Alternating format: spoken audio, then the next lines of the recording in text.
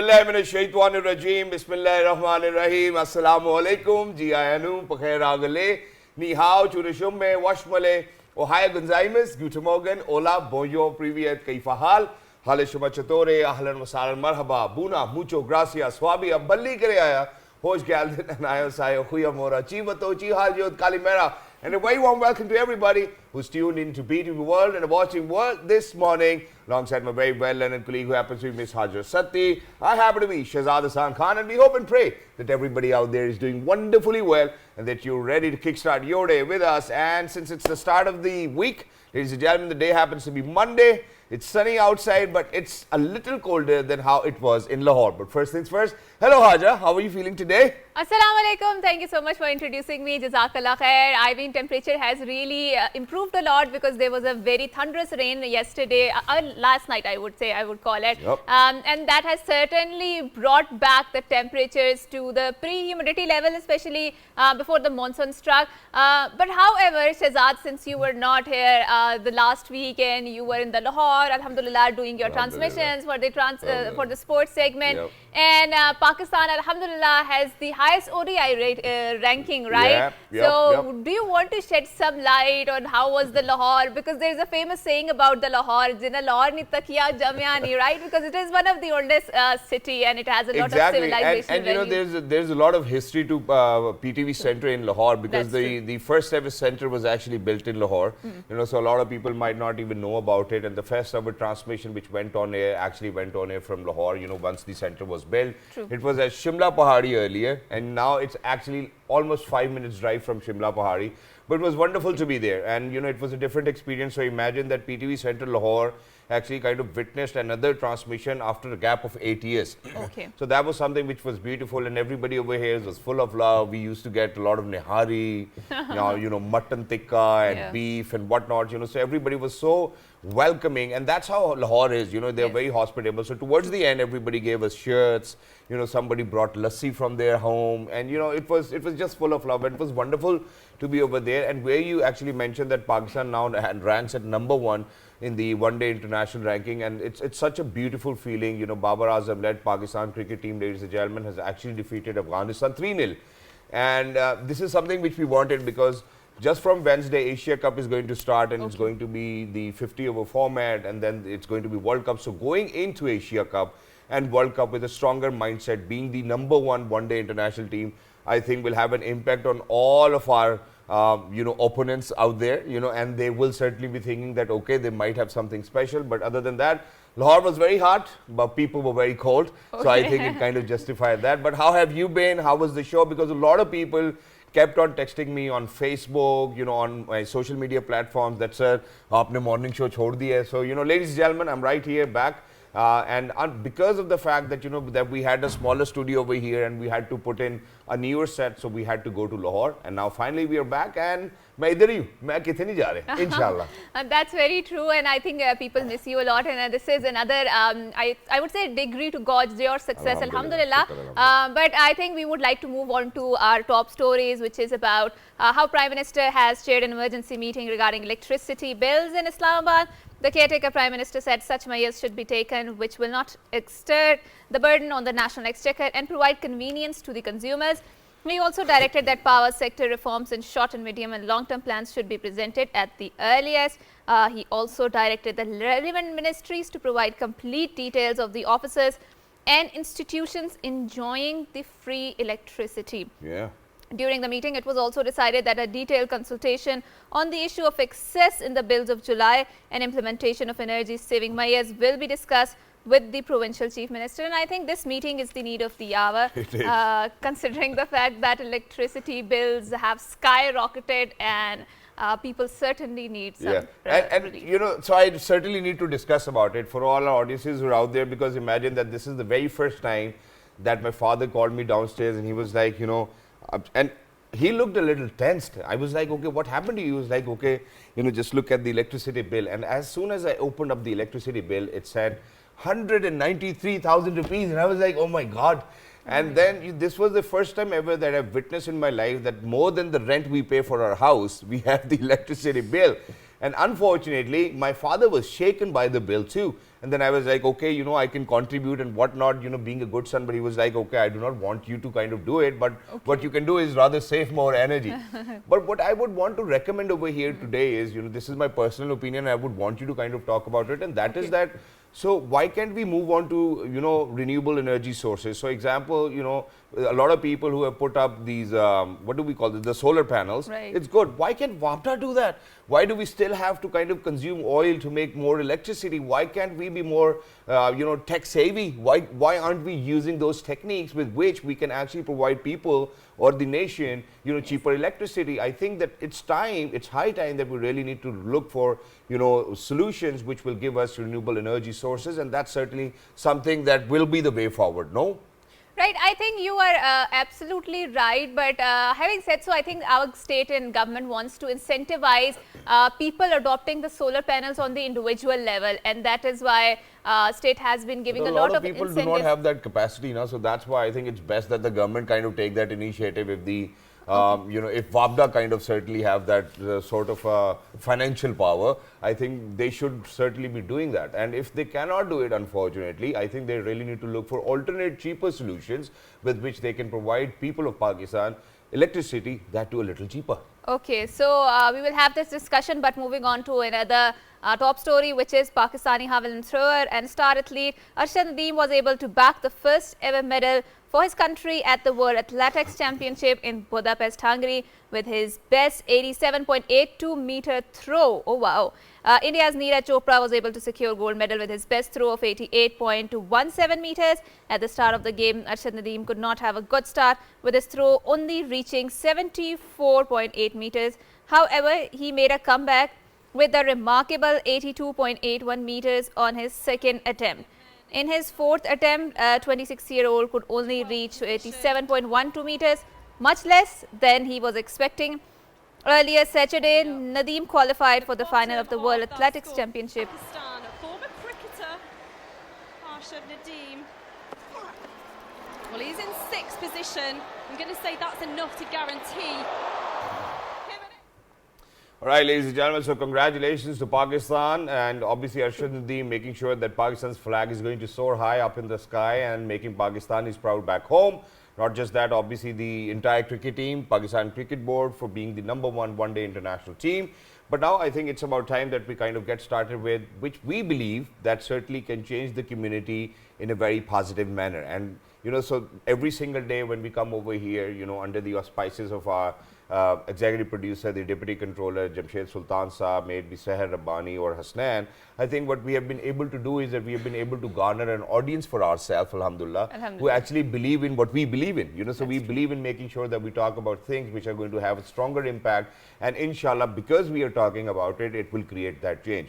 So in the first place, we have a very wonderful, amazing guest, you know, who's actually going to talk about child labor and the issues associated with it, and how does it actually, how it actually kind of impacts onto the, you know, people. For example, if there's lack of education, their children out of school, you know, so child rights, not just that, child abuse. And certainly, once we're going to talk about it, ladies and gentlemen, it will, people will start to follow that, and then when people start to talk about it, that's where we witness the real change. So we're very lucky that we've actually been joined by the child rights expert. She happens to be Miss Valerie Khan. Hello, assalamu alaikum, how are you? Kaisi hain aap? Walaikum assalam, I'm fine, thank you ji. And the Urdu version of it? मैं ठीक ठाक हूँ, आप जी, ठीक बहुत ठाक हैं, शुक्रिया। हमारे लिए बड़ी खुशी की बात है कि आप ठीक ठाक हैं. Thank you so much for joining us, and we'll certainly be having that conversation. But on the other hand, ladies and gentlemen, all the way from South Africa, we have an author joining us today, and we certainly want to talk about it. But before we connect with him, I think Miss Valerie, you know, I'll revert back to you. And first of all, if we are to talk about the statistics on child abuse, what are the statistics within Pakistan and the global statistics? Global statistics, you're having millions of children, unfortunately, who are being abused all over the world. This is a pandemic, which was there before the COVID, and which unfortunately has increased after the COVID-19 pandemic. And if we talk about Pakistan, you're having, data is not readily available, and that's an issue also. But according to Sahil, who's a very famous child rights organization in Pakistan, you have at least, and that really is only the tip of the iceberg because it's in front of you, 11 children abused daily. 11. 11 daily, and I'm talking about sexual abuse in that case. Yep. But if you look at other forms of abuse, for example, or denial of fundamental rights, 25 million children are out of schools in our country. And we're having something like, between the age of 10 to 14 years of age, around 26 million roughly that are engaged in labor. Okay. And out of that labor force, 8% of those children are engaged into domestic work. We'll talk about that later, but that's a real concern. Right, and also when we talk about child abuse, and we've seen that there are lots of scandals that have shocked the entire nation, how they were abused and how the children who were employed in the houses, they do not have a very strong supportive system. So their fathers have deliberately sold them into that bonded slavery in the first place. Do you feel the patriarchy is a problem when we talk about the child abuse in the first place? Patriarchy is certainly a problem in the sense that it does not recognize the child rights to be taken as a person with a voice, basically, and also because this is a decision-making power. But do not forget that when we talk about patriarchy, we're talking about inequalities, including not only gender but socio-economic inequalities. Yeah, but when we talk about patriarchy, I think for our audiences, it will be best to kind of convey them that the way to understand is that it's not gender-centric. Yeah. Because most of the time over here in Pakistan, when we talk about patriarchy, most of the time people would only think about men. And unfortunately, that the recent incidences that we have seen of child abuse, I'm very sorry to say, but have come off women. So for example, this wife of a former judge, so I think, and it was very unfortunate to see that what people have been doing, and this is not the first instance. So I think that, rather than kind of putting it that way, it's best that we kind of talk about that, okay, how people certainly still do not have that softer heart which we need for people in our community. No, it's actually, honestly, it's a matter of humanity. If you talk about that, and we have a structural system in South Asia which really relies on huge socio-economic inequalities. It's now even it's also a global issue, to be honest. Inequality is not only happening here, but the consequences of that in Pakistan is heavily carried by children. Right, and especially when we talk about the inequalities, we want to look around the world, and I think one such example that stands in our mind is Indian illegally occupied Jammu and Kashmir, and how the injustice has been perpetuated. It has been patronized under the state violence, and obviously there has been a lot written about it academically and in the literature, and we are very glad that we have been joined by one such author who have examined the case of Indian illegally occupied Jammu and Kashmir, and that through the lens of the apartheid South Africa. So we are very glad that we have been joined by Salman Khan, who happens to be the author and the founder and the chairman of South African Kashmir Action Group. Assalamu alaikum and welcome to World This Morning. Walaikum assalam wa rahmatullahi wa barakatuh. Thank you so much, sir, for joining us. Wonderful to have you over here on our show, all the way from South Africa, connecting with us. And certainly, we would like to talk about your book with the title Nelson Mandela on Kashmir. So, why the idea of writing this book in the first place? Let's get started from here. Well, I mean, if you look at it, first of all, thank you for inviting me on your beautiful program. And the whole idea behind the book is because of the Indian narrative is so strong, so we need to detoxify the Indian narrative on Kashmir. It has covered the breadth and length of this planet. I mean, the false propaganda from the India and why their occupation, the illegal occupation seen by the international, not only the media, by the diplomats and the power corridor of all the diplomatic circles, that the India is they are not the illegal occupier. So we need to detoxify it. And also there is a myth about Indian occupation of Kashmir is nothing but the Pakistan propaganda, and there is a peacefulness in that. So we need to actually come out, and when we do the research, we see that if you Google search, you will see 180,000 searches on the Kashmir, and out of that 97% is Indian authored. So I mean of course that's where the problem lies, because when the policymaker look at the Indian occupied Kashmir, whether it is United Nations, whether it is any state agencies, or whether it is a think tank, they look at what is available literature wise, and that's all the false propaganda. So the whole book is to actually detoxify the Indian narrative and put the story, the correct story on the thing, so people can actually take another angle of the issue of Kashmir and see the liberation of war is not the terrorism, is actually a just war as much as what's happening in Palestine. Pakistan, or in our side of the world, everybody, alhamdulillah, knows that, God forbid, what the Indians have been doing, or the Indian administrators or the government has been doing in Kashmir is certainly the way it is, because they have been making sure that they have been stripped of their rights, self-determination and whatnot. So if we are to kind of talk about what or how things are perceived when we talk about Indian illegally occupied Jammu and Kashmir in your part of the world, particularly South Africa, how do people take it in the first place? Well, I mean, we have a dual problem here. The problem is the one of the largest diaspora outside India live in South Africa, over 3.6 million Indians. Then we have I would call it a tri-dimensional problem in South Africa for talking about the Kashmir issue and getting it across to the liberation warriors and our comrades is one.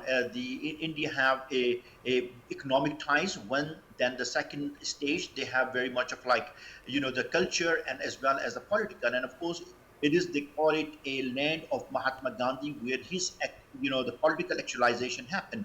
So the people in South Africa has been told the false narrative or false propaganda from the India, and it's very difficult to actually break the lobby. The lobby in South Africa, the Indian lobby is extremely strong. As I said, it's one of the largest Indian, South African Indian citizen carry the second dual nationality, which has been given by the India as a political, the policy to have the dual citizenship and the dual passport. So even though the Muslims of South Africa, Indian South African, is still do not understand the veracity of what's happening and what is the problem. So it has been a very difficult turf. I have been the book which I have written, the Nelson Mandela on Kashmir, the Kashmir Kogmir and South African foreign policy position, as my dissertation to the MA, moving toward the PhD, but it's come with many challenges because our faculty do not understand, the South African government does not understand, there is not much archive which is talk about the atrocities or human right violation.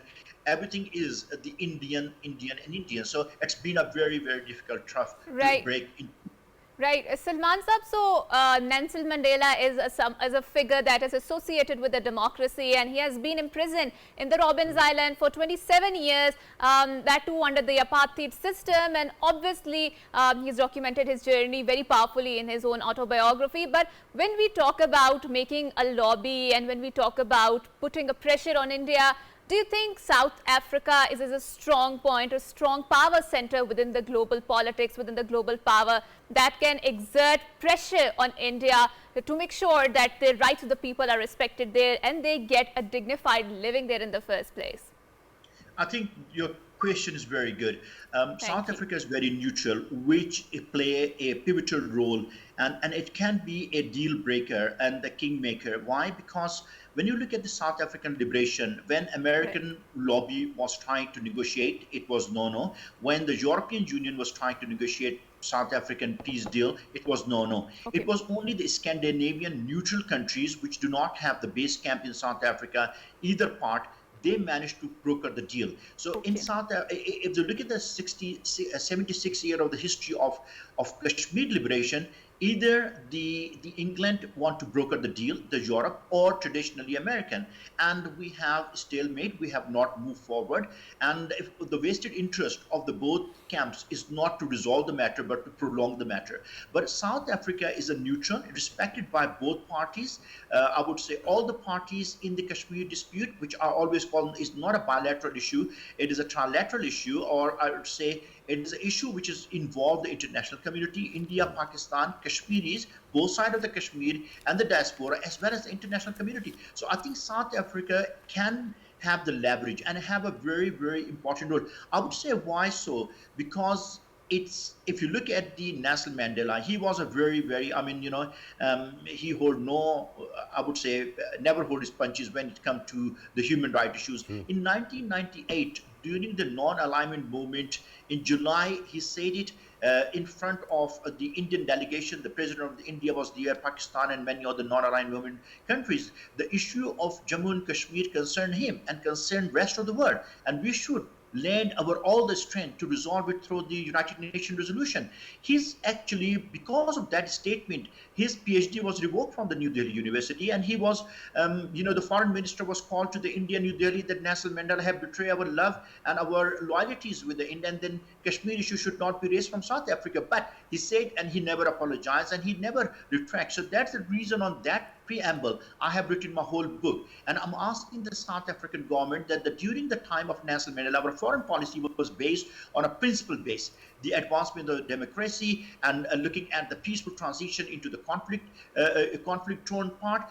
Why South Africa is not playing a meaningful role? Why the South Africa has been asking for the support or solidarity across the world during the time of apartheid, but what it is that South African government has taken a U-turn and not offering the same support to the conflict zone. So that is important issue, but is a very difficult issue to raise. But I have been very successful. Right. So, sir, when we talk about South Africa, and obviously we've seen how the liberation movement started, especially how the apartheid regime ended, and it was all couched in the language of human rights, right? And when we talk about Kashmir, so recently there has been a lot of literature that is emerging, which is focusing on how there's a settler colonialism going on, and similarly India is trying to apply the Israeli model in the Indian illegally occupied Jammu and Kashmir. Do you think that the language of human rights is a more effective medium to touch the international community, especially when it comes to the violations of the right of the Kashmiri people there?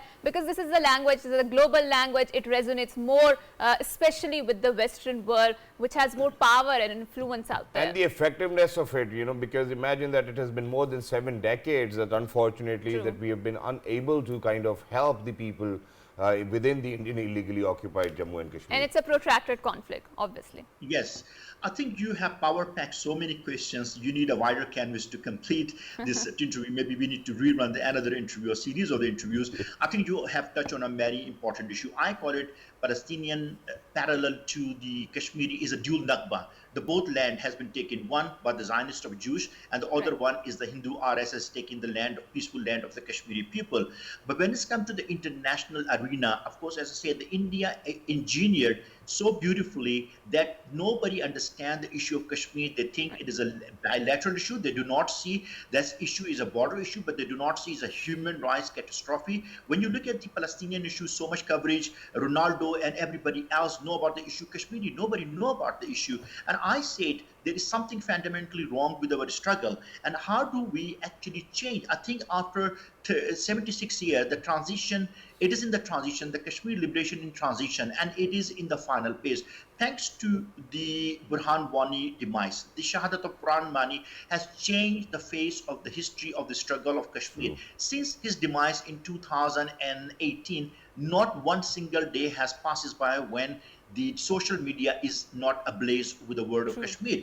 And from there, the momentum has built. But let's look at it internally, do the introspection and see where we went from. Our problem is the factionalization and defragmentation of our political ideologies between the Kashmir diaspora, AJK, and the Indian illegally occupied Kashmir has paralyzed the total movement, the total liberation war against India.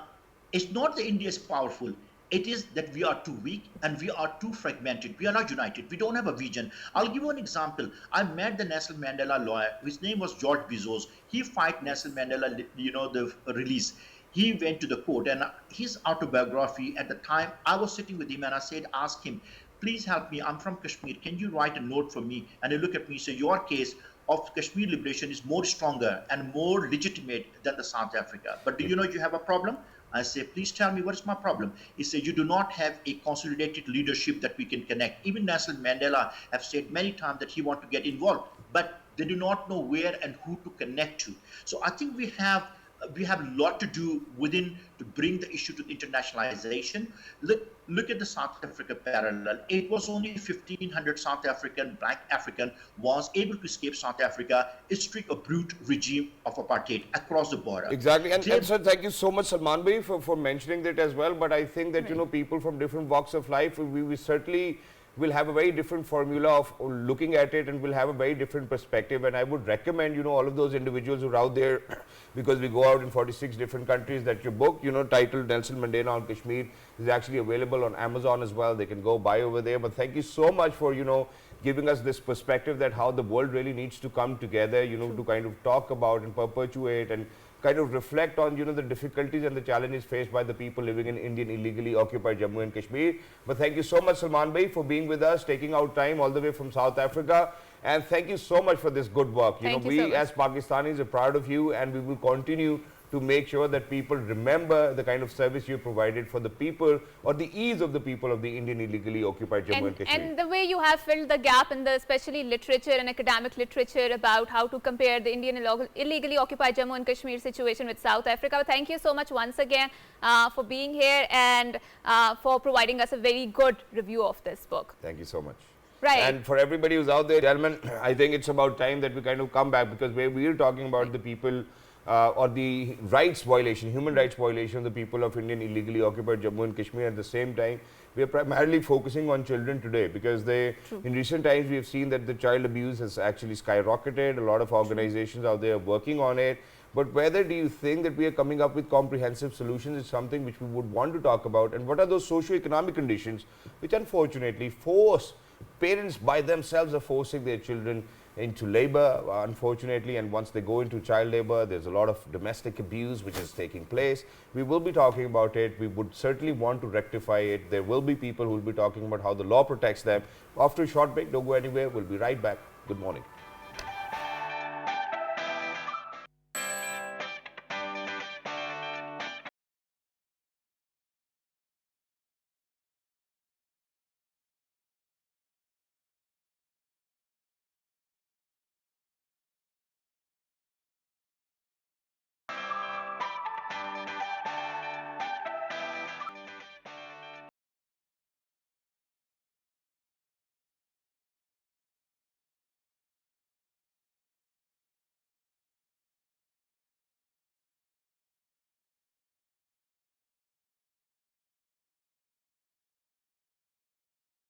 Welcome back, and before going on to the break, obviously we were talking about the marginalized segments and human rights abuses that have been going on, and like Shahzad alluded to before, that how the child abuse has skyrocketed in Pakistan, and that's very concerning for us, because I think this thing has been going on for quite some time, but the awareness regarding it, but the discourse surrounding it was not that strong. But now, because of the general awareness, social media, digitalization, interconnectedness, we are seeing a more vigorous debate about it, and we need to explore what are the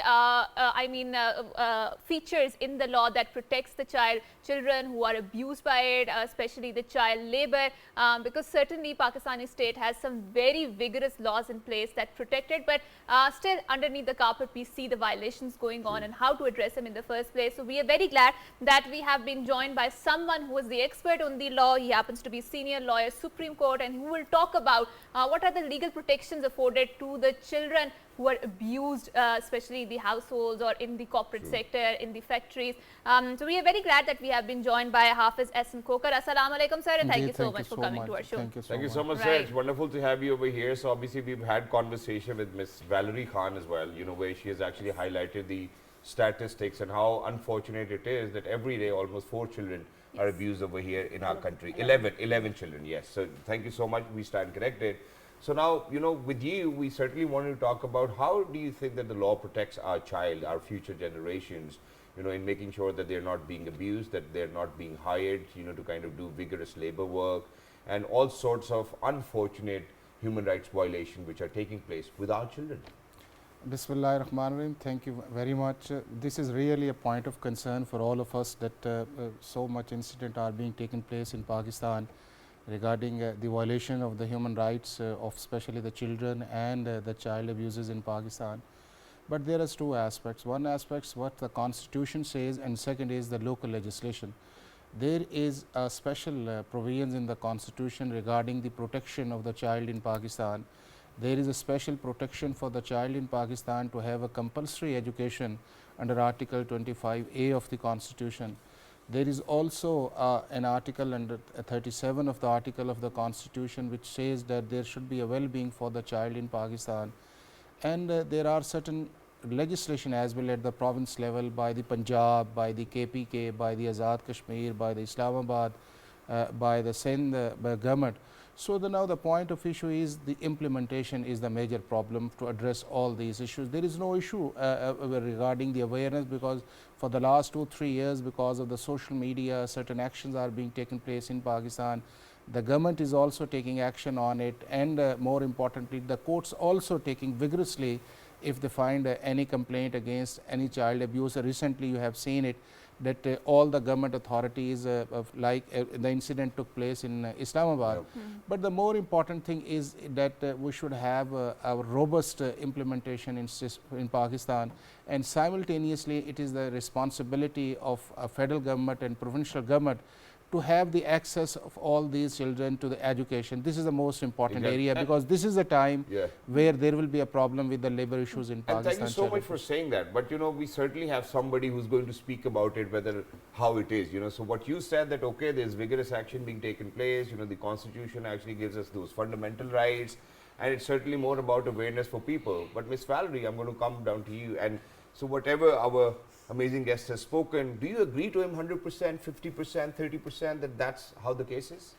No, I fully agree with what Sir has just said. I would just add that in terms of legal reform, there may be some adjustment that are required in terms of aligning, kind of standardizing the definition of the child in the law, ensuring that it's less than 18 everywhere, in alignment with our... I still feel like a child though, I think it can be less than 36 But as per law, you're an adult, and that's what our Majority Act is also saying, that an adult is above 18. Right. And those socio-economic conditions which we were touching upon, what pushes the children or the parents, kind of force them into labor.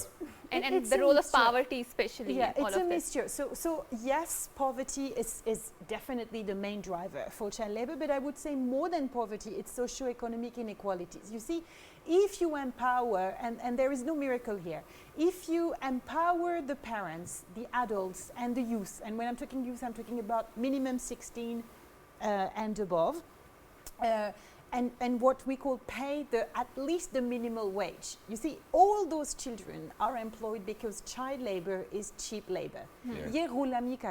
This is a form of modern slavery which is absolutely banned and forbidden in our constitution.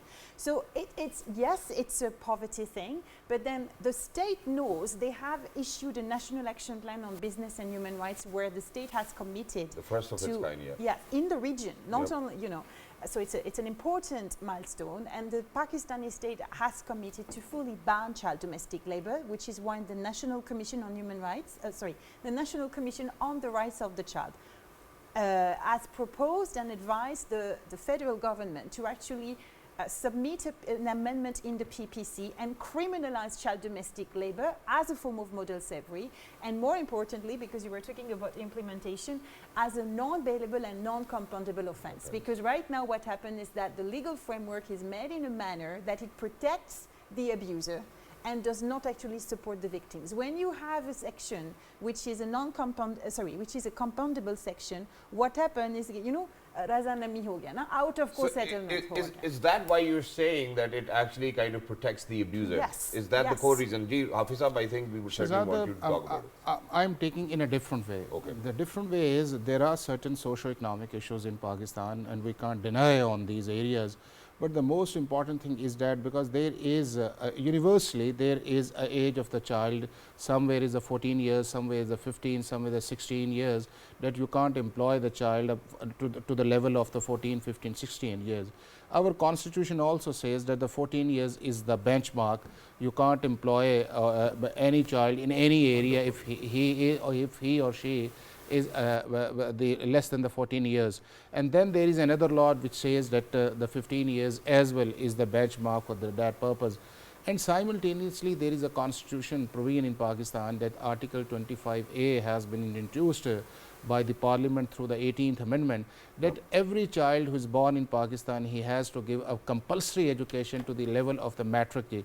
So matric means that you have a 15 years, the minimum age to have the education in Pakistan. So if we all put our resources on this side, so it will help on both sides. First, all action must be taken by the federal government and the provincial government to take all these children to the schools and give them a small stipend to the child and to their mothers as well, because if you cross the bridge of the socio-economic issues by giving a stipend to the mother or to the child, then you will see the minimum chances that the people will send these children we need a very vigorous sort of an oversight for that, because a lot of time what happens is that they take stipend and then again they send their children to all of these places to work and to get that, and this is where the abject poverty comes into the equation, because they're so poor and they want to earn money. We have a population of around 240 million and around more than 60% they are the youth, and then you come on that.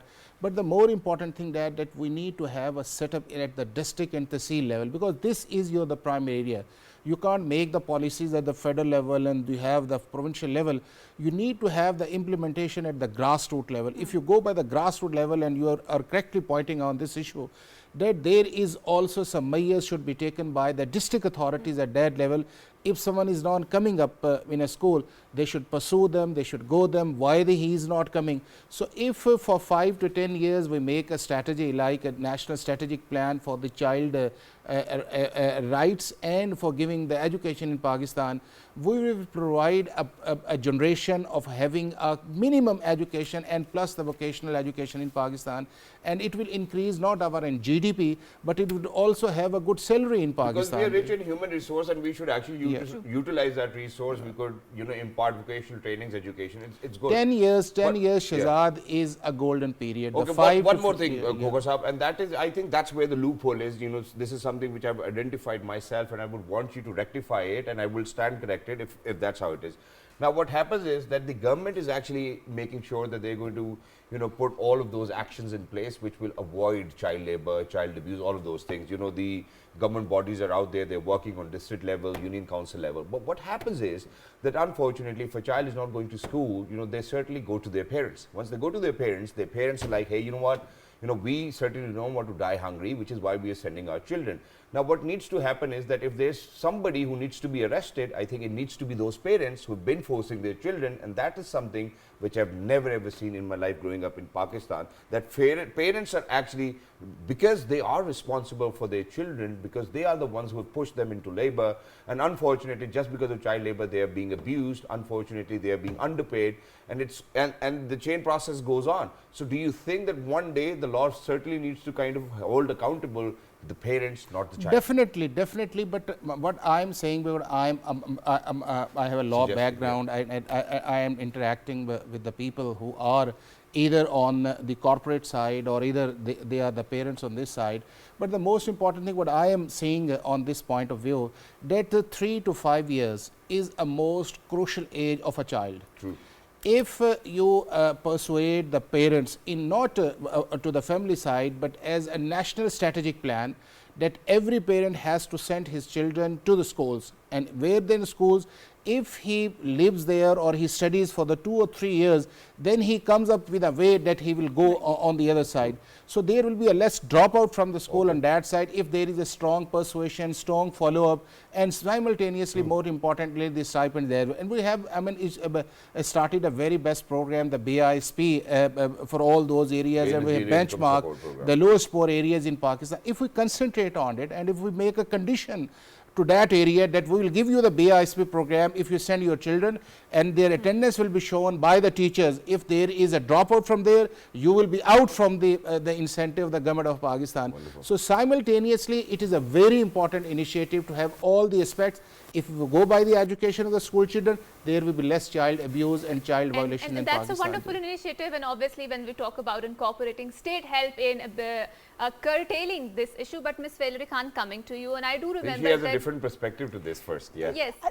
It's not exactly that I disagree, it's just more about complementing this. I think we need to understand that to stop child labor, we need a holistic program. And it's not only bits and pieces. Yep. So promoting and ensuring that Article 20 25A, which makes free education compulsory from Fundamental, 5 to 16 as a fundamental right and a state obligation, yes, it's very much needed. And to do that, incentives do work.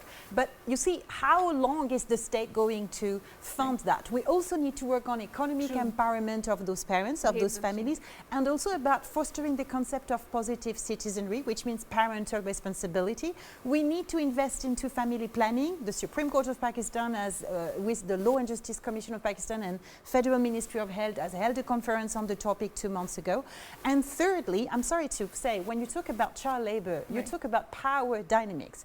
The first and foremost that needs to be held accountable are the exploiters, the abusers, the one who do, you see, you have a supply and a demand side. We really need to make sure that an illegal demand side is held accountable. I have a home, I have children. Can you identify, if we are to kind of talk about demand side, yes, that, okay, how do you think, who are those people, from which sector do they come from? People who have money, you and I, people who can afford basically having some domestic help. So we're all help. culprits in it. We are all culprits in it until and unless we do not, first of all, refuse to employ children in our home, which, for example, I do. I'm not a heroine. I'm a very humble, average, but just for woman. the record, there's no child working at my place as well. Thank you. Just for the record, So that, when you want change, you start with yourself. True. So we all need to say, today, I've pledged, I've done it for years, but I'm re-insisting that there is no child employed in my home, number one. Secondly, I do pay the adults that I employ at least more than that, actually, the minimum wage. And because the parents receive a decent amount of money, they don't need to send their children to work. You want to eradicate poverty? Abide by the rule of this country. You start with that. When when you hear people, you take the Rizwana's case, for example, or even the Fatima's case, the system is trying to protect those people. The families are threatened, and that is what is wrong. So Shukr alhamdulillah, we heard statement from a lot of, the recent caretaker prime minister. We saw the police officers who were trying to do that, but we really need a commitment to say that we're going to hold those exploitators, those employers accountable, because we need to be careful also. Yes, there is a parental responsibility, but we tend to fall into the trap of criminalizing poverty without holding the rich exploiters accountable, and that is wrong. And that is the system, and I think that is the fallacy with the capitalism that needs to be changed. But Ms. Valerie Khan, I would like to add something more to our discussion, and which is, I remembered that back in, I think, a decade ago or so, there was a lot of conversation regarding brick kilns and how they are employing a lot of young children, and the conditions are so much brutal inside that they can't come out and they have to go through a very vigorous process. But then state implemented certain laws. But do you still think we need to have this conversation? Do you think that brought a lot of positive change regarding that? Because underground, I think that practice is still going on. Yes, but I think we also need to realize where we are coming from, all right? We have, as you said, a huge population, and Pakistan has actually tried and done a lot of work to improve the legislation. In Punjab, for example, there was a child labor program trying to support those child bring-in workers. It was working well. It was discontinued by another government. So there is also this notion of continuity from one government to the other. True. And I think, as you rightly pointed out, apart from, there is this thing which is definitely needed. When we talk about child domestic labor, we need to criminalize it in the PPC. There is no other way, because we regulate domestic work, which is good. So now we need to work on this enforcement. But the slavery part of it, the criminal part of it, needs to be better defined and addressed from a criminal perspective. Exactly. And then you go for implementing your National Action Plan on Business and Human Rights. We need a national child rights policy, and I think that's what the state in Pakistan right now is trying to do. And we need to work together as a community, because this is something, Haja, and I would want to share it with our audiences out there, that this is the kind of research that we put in while we were university students, and back in those days, for all of those beggars, unfortunately, children who were begging on streets and elsewhere. So we did a research which actually holistically provided us with a figure that how much they certainly earned for a month. Back in 2007, I think that was, I was in the 6th semester of my university, and we kind of gauged that on an average, any child who's actually on a street signal begging, kind of certainly makes 40 to 45,000 rupees a month, and that's somewhere in 2007. Now imagine that one of the biggest challenges that if we are to work as a community, as a society but together. But that goes into the pocket of mafia, right? Obviously. Yes. But wherever it goes, so those are the people now who's actually perpetuating, those are the people who are kind of, making sure that it's going to boom as a business, so every single day you see more people on traffic signals and whatnot. True. But we as a community and society, what we need to do is, Kokas, I'll come to you, off your topic, that, obviously, you certainly do talk about law and it certainly always makes sense. But don't you think that we as a nation kind of need to come together that, okay, we need to have this national action plan, that nobody is going to give money to a beggar, but rather to all of those organizations working for the welfare of the children. There are sweet homes, there are schools for free, people are making sure the children are going to come in, they're going to pay them stipends. Do you think that we can do that as a nation, as a community? Shahzad, this is a one component of the national strategy to address this issue. I'm coming on the first side. There are certain criminal provisions available in our labor laws in Pakistan, and there is a punishment from 1 year to 3 years. But the most important thing is that we need to have a state and institutional will to implement these provisions to the extent of the constitutional and to the extent of the criminal aspect of these cases.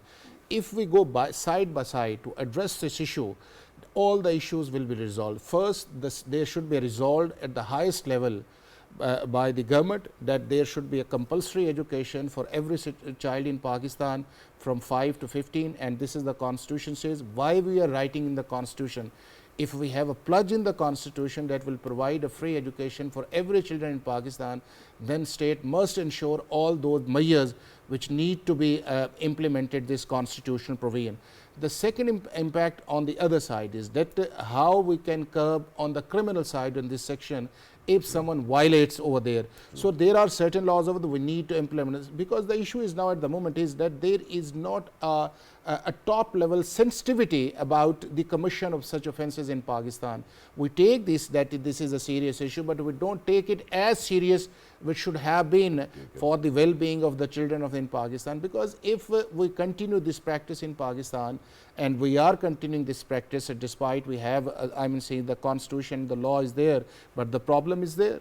And the problem is not only the child abuses, the child labors, but we also destroying a generation in Pakistan as well. This is a big issue. If you exploit and if you are not using a prime time for 5 to 15 years of a child, then he might be useless for the society.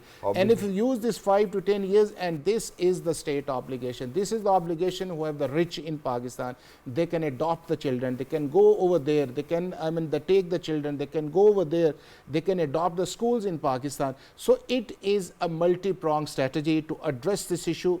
And if we address this issue, not only in Pakistan we have providing a best status for the child in Pakistan, but as well it is also the teachings of Islam. And there's certainly obviously that psychological impact to it, for all of those children. Unfortunately, we go to these restaurants where I do see, people who've hired those children, to look after their babies. It is against the self-respect. They will make them sit on another table, not feed them the same food.